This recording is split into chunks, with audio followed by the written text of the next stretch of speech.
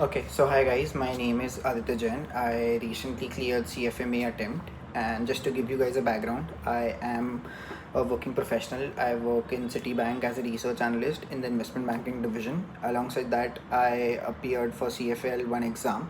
In this video, I'll explain you every strategy that I personally use to clear this exam. Alongside that, we'll also discuss the recent pass rate dip that happened in the May attempt. Okay, so starting off with my prep journey, मैंने Ashwini sir की coaching ली थी and मैंने कुछ 4-5 months in total दिए थे मेरी पूरी preparation को CFA की एंड मैंने अश्विनी सर की कोचिंग ली थी बट अगेन उनके लेक्चर्स की ड्यूरेशन काफ़ी ज़्यादा थी तो मैंने वो विद इन अ वीक और सो मैंने बंद कर दिया था देखना एंड उसके बाद से मैंने पूरा सेल्फ प्रेप करा था एंड सेल्फ प्रेप के लिए मैंने श्वेज़र की बुक्स ले ली थी और वो श्वेज़र की बुक्स के मैंने सारे क्वेश्चंस प्लस जो भी पीछे बीच में एग्जांपल्स होते हैं वो सब कंप्लीट करे थे प्लस जो LES जो CFA पोर्टल के क्वेश्चंस हैं वो सारे भी कंप्लीट कर दिए थे।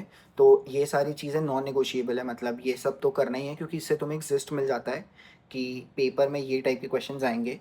तो this is something very important.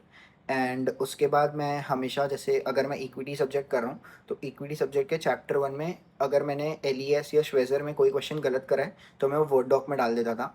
तो मुझे कभी भी रिवीजन करना होता था तो मैं मेक श्योर करता था कि मैं ये सारे क्वेश्चंस को अच्छे से एक बार गो थ्रू करूँ कि मैंने ये क्यों गलत करे थे। तो मैं हमेशा वो रीज़न भी लिख देता था कि कुछ सिली मिस्टेक है या मैंने कुछ पढ़ा नहीं है।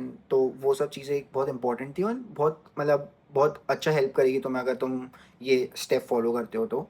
एंड इसके बाद मैंने प्रीमियम क्वेश्चन बैंक भी सॉल्व करे थे और प्रीमियम क्वेश्चन बैंक्स काफ़ी बढ़िया होते हैं। मतलब उसमें बेसिकली ये होता है कि जो भी तुम्हारे LES पे है वो सारे को वो जंबल करके बस एक सेट में दे देते हैं। ऐसा कुछ एक्स्ट्रॉर्डनरी क्वेश्चंस नहीं होते उसमें, बट हाँ वो होता है कि वो सारे तुम्हारे जो भी LES होते हैं, तो अगर जैसे इक्विटी है तो इक्विटी में जो जितने भी सब्जेक्ट हैं उन सारे LES के क्वेश्चंस मिक्स मैच करके इधर उधर से वो एक कंपाइल सेट बना देंगे। तो वो एक अच्छी चीज़ होती है देने के लिए, but again since it's paid तो अगर तुम अफोर्ड कर सकते हो तो ले लो, अगर नहीं तो it's not a mandate. But हाँ जो LES में जो तुम्हें मिलते हैं एक्चुअल क्वेश्चंस जो नॉर्मल क्वेश्चंस हैं वो तो मेक श्योर करना कि तुम सारे अच्छे से रिवाइज करके जाओ।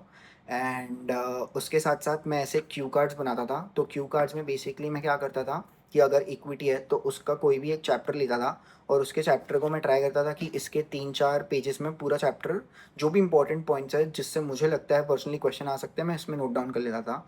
तो मुझे कभी भी रिवीजन करना होता था तो मैं श्वेज़र या CFA मटेरियल का भी यूज़ नहीं करता था। मेरे जो नोट्स थे ये क्यू कार्ड्स मैं वही बनाता था। एंड इनफैक्ट जब मैं CFA एग्ज़ाम देने गया था तब भी मैं यही क्यू कार्ड्स लेके गया था क्योंकि ऑब्वियसली इट्स नॉट पॉसिबल ना कि तुम वहाँ पे बैठ के पूरी बुक से गो थ्रू करो।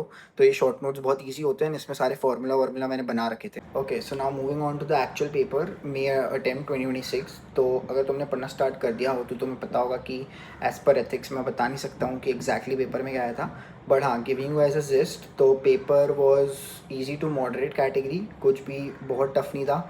सो मुझे पर्सनली मॉडरेट सिर्फ 2 सब्जेक्ट लगे थे, वो थे फिक्स्ड इनकम और पोर्टफोलियो। अपार्ट फ्रॉम दैट सब बहुत ईजी था। मैं मेरे एक बार स्कोर कार्ड भी यहाँ लगा दूंगा तो यू गाइस कैन सी। तो मुझे सिर्फ फिक्स्ड इनकम पोर्टफोलियो थोड़ा टफ लगा था, रेस्ट एवरीथिंग वाज मैनेजेबल, कुछ भी आउट ऑफ द बॉक्स नहीं था। सब LES और श्वेज़र के कंपैरिजन में ही था, मतलब इनफैक्ट उससे भी थोड़ा ईजियर साइड पे ही था।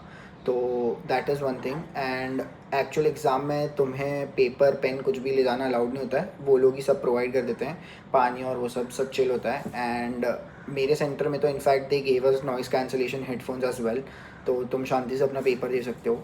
And there is a mandatory और नॉट मैंडेटरी, मतलब एक ऑप्शनल ब्रेक होता है 30 मिनट्स का, वो आई वुड पर्सनली सजेस्ट कि तुम वो लेना एंड उसमें कुछ भी तुम खा सकते हो, कुछ भी कर सकते हो। 30 मिनट्स का एक प्रॉपर ब्रेक होता है, उसके बाद तुम वापस अपना सेशन 2 रिज्यूम कर सकते हो।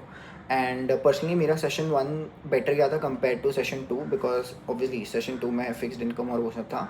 But apart from that paper was obviously easy to moderate, कुछ ज़्यादा डिफिकल्ट नहीं होता है अगर तुमने CFA के मॉक्स दिए हैं। एंड सो मैंने प्रीमियम मॉक्स भी दिए थे, मेरा consistently score through out this was 70 to 75% के बीच में था। एंड ऑब्वियसली कुछ कुछ में मैं ज़्यादा भी स्कोर करता था, बट हाँ 70 से मेरा कभी नीचे नहीं गया था। तो अगर तुम लोग 70-75 के ब्रैकेट में स्कोर कर रहे हो तो obviously you guys are gonna make it.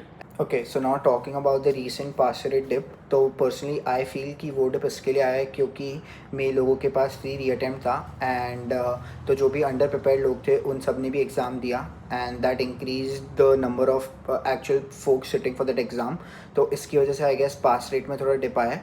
But eventually moving forward नवंबर में वापस I guess pass rate will come back to normal because जो भी अंडर प्रिपेयर्ड या कम प्रिपेयर्ड लोग होंगे वो obviously would make a smarter choice to defer that exam.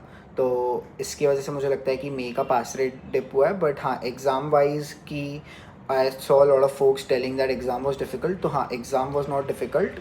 The pass rate dip was actually because the number of folks increase because सबके पास free reattempt था.